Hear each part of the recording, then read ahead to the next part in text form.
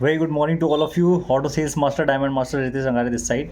Alright, मैं ये video बना रहा हूँ स्पेसिफिक ये बताने के लिए कि एटमी जैसी जो कंपनी है वो दोबारा से रिक्रिएट नहीं की जा सकती। मतलब दोबारा एटमी जैसी कंपनी नहीं बनाई जा सकती, राइट। इसके बहुत सारे हम लोगों ने डिटेल लेक्चर्स लिए हुए हैं, वीडियोस बनाए हुए हैं, लेकिन मैं एक ये वाला एंगल भी आप लोगों को बताता हूँ जिससे आपको समझने में आसानी होगी, राइट।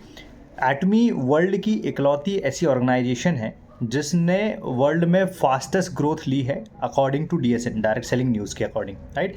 इसका मतलब क्या हुआ है कि मार्केट में ऐसी बहुत सारी कंपनी हैं जिसमें से किसी को 60 साल हुआ है, कोई 200 कंट्रीज़ में अवेलेबल है, ठीक है। लेकिन डायरेक्ट सेलिंग न्यूज़ की रिपोर्ट के अकॉर्डिंग कोई भी कंपनी 14 ईयर्स के अंदर में, 14 से 15 साल के अंदर में फास्टेस्ट ग्रोइंग कंपनी के तौर पे नहीं उभरी है।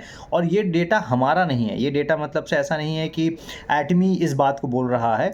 ये एक थर्ड पार्टी जो है वो इस बात को प्रूव कर रही है और वो बता रही है कि 14 साल के अंदर में टॉप 10 के अंदर में आने वाली इकलौती कंपनी है जो सिर्फ 27 कंट्रीज़ में ऑपरेट करने के बाद में इस पोजीशन पे पहुंची है, और स्पेशली चाइना और इंडिया में रिसेंटली ऑपरेट करना स्टार्ट किया है। तो अगर आप अगले 10 साल का विजन देखोगे तो एटमी को नंबर 1 वर्ल्ड में बनने से कोई नहीं रोक सकता, राइट। इसके अलावा बहुत सारी चीज़ें हैं जो एटमी के अलावा वर्ल्ड की दूसरी ऑर्गेनाइजेशन करने का सोच भी नहीं सकती है, ठीक है। फॉर एग्जाम्पल, एटमी का डे फर्स्ट से विज़न बहुत क्लियर है, उनको बनना है ग्लोबल डिस्ट्रीब्यूशन हब। और ये बात कंपनी के चेयरमैन उस टाइम से बोलते आ रहे हैं जिस टाइम पे ग्लोबल डिस्ट्रीब्यूशन हब जैसी चीज़ें मार्केट में शुरुआत हुई थी। जैसे अज़ा मॉल जो है, अभी हम लोग जिसके बारे में बात करते रहते हैं, जो अभी रिसेंटली मलेशिया में लॉन्च हुआ है, तो ये अज़ा मॉल जब नहीं बना था उसके पहले से इस बारे में हेनरी पार्क सर जो है वो बात करते आ रहे थे, राइट। अब जिस टाइम पे ग्लोबल मार्केट में ना अमेज़ॉन अच्छे से ऑपरेट हो रहा था, ना अलीबाबा अच्छे से ऑपरेट हो रहा था, उस टाइम पे IamKorea.com जो है वो पार्क सर ने रिलीज़ किया हुआ था। और due to venture capital fund ना मिलने की वजह से वो जो बिज़नेस है वो बिज़नेस मॉडल फेल हुआ था। लेकिन उनके दिमाग में ये चीज़ बहुत क्लियर थी कि अगर हमको डायरेक्ट सेलिंग में कुछ करना है तो हमारा कंपटीशन बाकी डायरेक्ट सेलिंग कंपनीज से बिल्कुल भी नहीं है। हमारा कंपटीशन ग्लोबल जो भी सबसे बड़े ई कॉमर्स मॉल हैं उनसे कंपटीशन है, और उसमें सिर्फ 2 ही 3 कंपनीज आती हैं जो उस लेवल पे आती हैं, राइट। एक बता दिया मैंने आपको, Amazon.com, वॉलमार्ट का नाम सुना होगा आपने, दूसरा अलीबाबा का नाम सुना हुआ होगा। तो एटमी को क्या बनना है? एटमी को ग्लोबल जंक्शन बनना है सारे बिजनेस एक्सचेंज का, सारे सर्विस एक्सचेंज का, जिसमें डायरेक्ट सेलर हर प्रकार की सर्विस, हर प्रकार के प्रोडक्ट को रिकमेंड करके अपना जो है वो बेनिफिट निकाल सकते हैं। और ये मॉडल सुनने में जितना विजनरी है वो बात अलग है, लेकिन इसको एग्जीक्यूट करना उतना ही टिपिकल है, ठीक है। मैं आपको समझाता हूँ कैसे।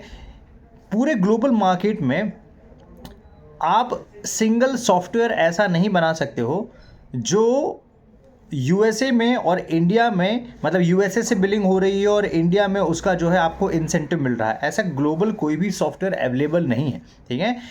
बाकी की कंपनीज भी ऐसे ऑपरेट करती हैं, लेकिन उनमें बहुत ज़्यादा डिफरेंसेस होते हैं। जैसे मान के चलिए कि मैं डायमंड मास्टर हूं, तो अगर आपको डायमंड मास्टर ग्लोबल लेना होगा तो आपको दूसरी कंट्रीज़ में ज़ीरो से फिर डायमंड मास्टर क्वालिफाई करना होगा, तब आप उस कंट्री के लिए वैलिड डायमंड मास्टर होंगे, ठीक है। ये बाकी कंपनियों का बिजनेस मॉडल है, ठीक है। और क्या डिफरेंशिएशन है? अब आते हैं हम लोग बिजनेस मॉडल की तरफ। हम लोग समझते हैं कि भाई एटमी का कंपनसेशन प्लान वर्ल्ड का बेस्ट कैसे है, ठीक है। वो एटमी का कंपनसेशन प्लान इकलौता ऐसा कंपनसेशन प्लान है जिसके जनरल कमीशन में कोई भी टाइमलाइन नहीं है, ठीक है।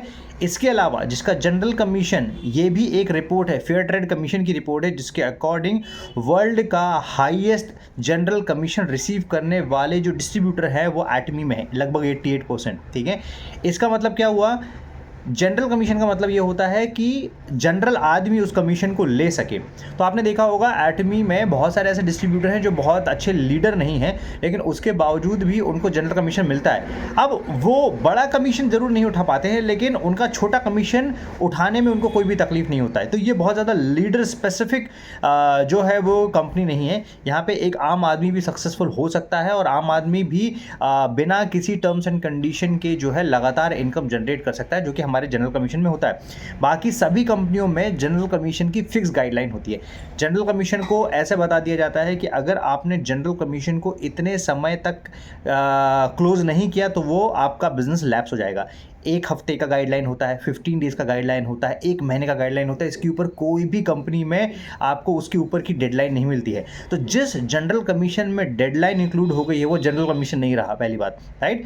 क्योंकि जनरल कमीशन और लीडरशिप बोनस में डिफरेंस होता है, ठीक है? हमारे यहाँ पे जैसे लीडरशिप बोनस होता है, मास्टरशिप बोनस होता है, तो मास्टरशिप बोनस 15 दिन के ड्यूरेशन में मिलता है, तो वहाँ पे हमारी एक कंडीशन लगती है। इसके अलावा जनरल कमीशन में हमारी कोई भी कंडीशन नहीं है, राइट?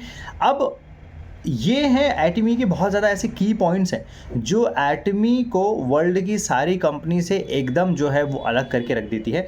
इसलिए एटमी में अभी आई अंडरस्टैंड बहुत सारे डिस्ट्रीब्यूटर होंगे जो बहुत ज़्यादा इनको स्ट्रगल हो रहा होगा, बहुत ज़्यादा पेन हो रहा होगा, राइट? और तकलीफ़ हो रही होगी बिज़नेस बिल्ड करने में, लेकिन ये तकलीफ़ आपको होगी क्योंकि हमारे पास में कोई शॉर्टकट अवेलेबल नहीं है, ठीक है?